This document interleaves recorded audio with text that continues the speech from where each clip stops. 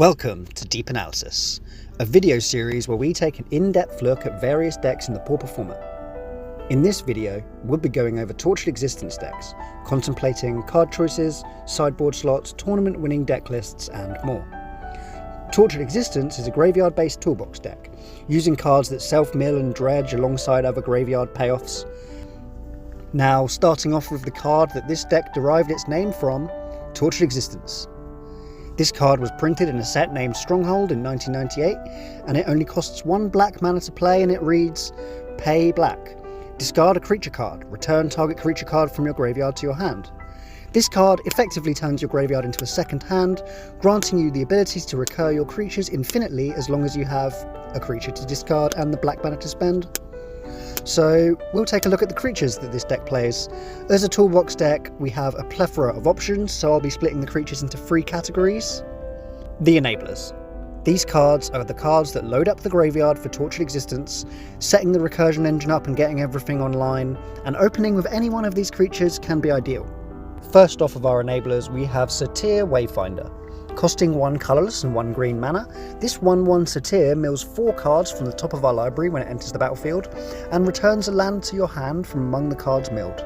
A great way to get the graveyard filled early game alongside finding your land drops. Next up is Blanchwood Prowler. This 1/1 elemental also costs 1 and a green, however only mills 3 cards on ETB, giving you the option of returning a land from among the cards milled this way. If you don't retrieve a land, however, Blanchwood Prowler gets a +1/+1 counter. The +1/+1 counter isn't particularly relevant here, but a card that fills up the graveyard and helps find our land drops can be an easy include. Maya Triton is a 2 mana 2/1 merfolk with Death Touch that mills 2 cards and gains 2 life on ETB. The incidental life gain is nice to stave off aggro decks in the early game while filling your graveyard, and the Death Touch can be relevant, allowing Maya Triton to trade with any of the larger creatures in the format. Next we have Sakura Tribe Elder.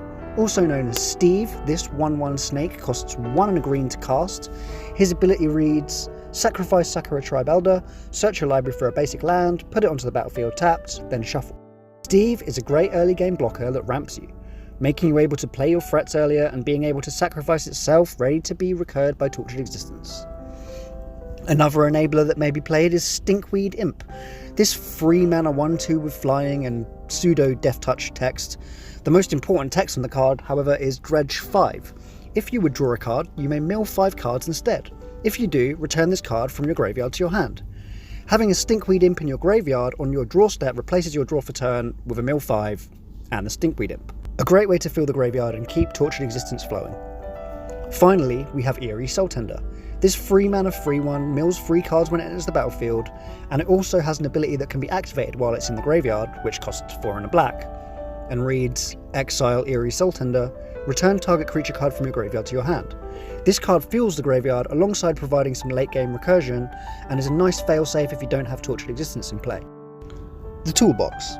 These creatures see play because they all provide value when recurred or discarded with Tortured Existence, furthering your game plan and helping to grind out games. First up in the toolbox we have Spore Frog. This 1/1 frog costs 1 green mana with an ability that reads, Sacrifice Spore Frog, prevent all combat damage that could be dealt this turn. This little frog is a good cheap creature that can stave off aggro decks and can be recurred every turn by Tortured Existence. Looping a Spore Frog can make the game unwillable for some decks. A newer card printed in the Lost Caverns of Ixalan is Basking Capybara. It has Descend 4, which reads, Basking Capybara gets +3/+0 as long as there are 4 or more permanent cards in your graveyard. This card can add to an aggressive early game. Next we have Fume Spitter. Costing only 1 black mana, this 1/1 horror can sacrifice itself and place a -1/-1 counter on a creature. This little guy can weaken or remove opposing creatures while sacrificing itself, placing it in the graveyard ready to be brought back to your hand by the Tortex. Next up we have Golgari Brownscale. This 2/3 lizard gains you 2 life when it's returned from your graveyard to your hand. It also has the ability to dredge 2. Looping Golgari Brownscale with Tortured Existence is one of the best ways to stay on top of burn decks, and the dredge 2 ability is great in a pinch if you don't have Tortured Existence in play. The next card to analyse is named Kitchen Imp. This 4 mana 2/2 with flying and haste may seem overcosted, but the Madness ability is where this card shines. Being able to cast it with only 1 black mana when it's discarded by Tortured Existence make this card very mana efficient.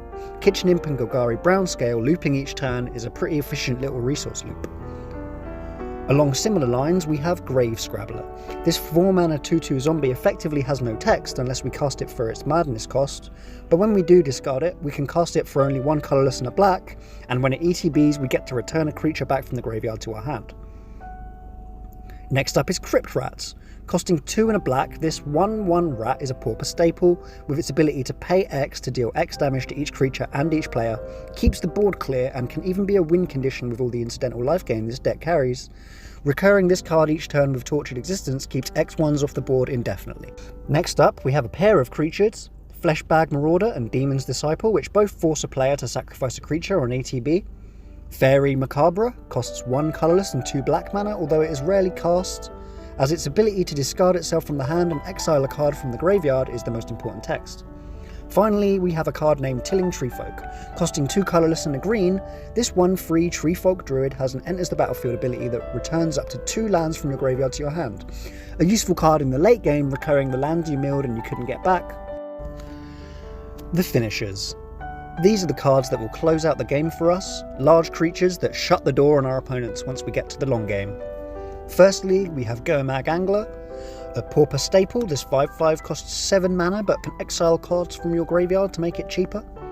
Next, we have Writhing Necromass. With the same casting cost as Goemag Angler, this 5/5 zombie giant has a slightly different cost reduction, costing 1 less to cast for each creature in your graveyard. Also, packing Death Touch helps it stave off some of the larger creatures of the format. The next option available to us is Lot Left Giant.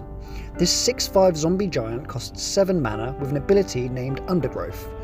When Low Left Giant ETBs, it deals 1 damage to target opponent equal to the number of creatures in your graveyard, sometimes finishing the game on resolution, or at the very least dealing a large chunk of damage to your opponent's life total.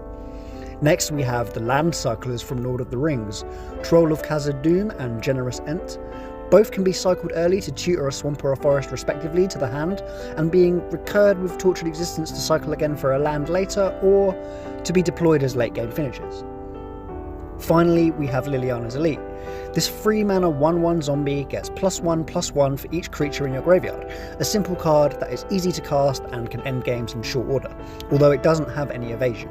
This deck very rarely plays many instants and sorceries, preferring permanents, as they're much easier to retrieve from the graveyard. However, this deck does live and breathe by Tortured Existence living on the board, so we play a few cards to find it, and the most common of these is Commune with the Gods. Costing 1 and a green, this sorcery reads, reveal the top 5 cards of your library. You may put a creature or an enchantment card from among them into your hand, put the rest into your graveyard. Digging 5 deep into your library to find a Tortured Existence alongside filling up your graveyard makes this card a must include. Similar cards include Commune with Spirits, which also digs 5 but doesn't put the remaining cards in the grave.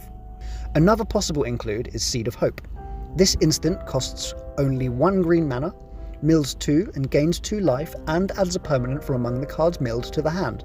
This is a lot of text for a card costing 1 mana, however, only being able to return cards from the milled ones rather than your whole graveyard is definitely a downside.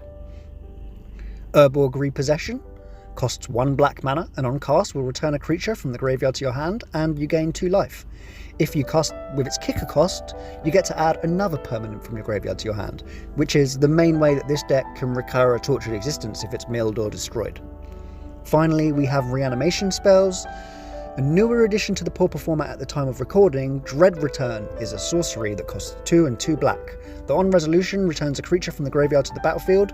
It also has a flashback cost, being able to be cast from the graveyard if we mill it off of our creatures. Another playable Reanimation spell is Exhume. Costing half as much mana as Dread Return, Exhume is a powerful early game play when combined with the land cycling creatures from Lord of the Rings. However, it comes with the drawback of allowing your opponent to resurrect a creature too. Other potential includes into the main board can be cards like Mesmeric Fiend and Fort Picker Witch, low cost cards that attack the opponent's hand and the top of your opponent's library respectively. Other options also can include more madness creatures like Gorgon Recluse and Basking Root Wala, 2 cards that can be cast very cheaply when discarded. Finally, we have Vessel of Nascency. Costing 1 green to cast, this enchantment has an ability that costs 1 and a green, reading Sacrifice Vessel of Nascency, reveal the top 4 cards of your library. You may put an artifact, creature, enchantment, land, or planeswalker card from among them into your hand and put the rest into your graveyard. This is a card that is able to be found from Commune with the Gods if you don't hit a Tortured Existence, and allows you to dig a further 4 cards deeper to find it. Now onto the sideboard. As this deck prefers running mostly permanent spells in the 75, sideboard options can feel limited. Usually sideboards contain more copies of Toolbox creatures that are more applicable in certain matchups. For example, having extra copies of Chittering Rats, Mesmeric Fiend, Spore Frog, and Fairy Macabre. Other possible sideboard slots include Masked Vandal, which acts as artifacts and enchantment hate, Caustic Caterpillar, a card that is similar to Masked Vandal, able to attack opposing artifacts and enchantments. However, the Caterpillar can sacrifice itself, and it's able to be recurred by Tortured Existence. While this deck doesn't really like to run instants and sorceries, some commonly seen sideboard options like Duress and Drown in Sorrow can be played. Lastly, we have a card named Gnaw to the Bone, an instant costing 2 and a green that grants you 2 life for each creature card in your graveyard, buying you time against burn and other aggressive decks. This card also has flashback in case it's milled off of your enablers. Here's a couple decks that did well in recent tournaments. The first one is a more classic list by Gringo 949494. Next up, we have a list from Jordan Zaveni. This deck got top 64 at a UK tournament called the Northern Pauper Open. Next, we have a Jund list, splashing red for Faithless Looting alongside sideboard text like Ancient Grudge and Gitu Slinger. And here's a deck running white for a card named Bartered Cow, a card that makes a food token when discarded. This deck revolves around a combo involving Carrion Feeder, Cauldron Familiar, and the aforementioned Barter Cow to ping your opponents to death. If you enjoyed the content, please like and subscribe, maybe leave a comment if you feel so inclined, tell your priests, tell your friends, tell your local Pauper community. You know how we do.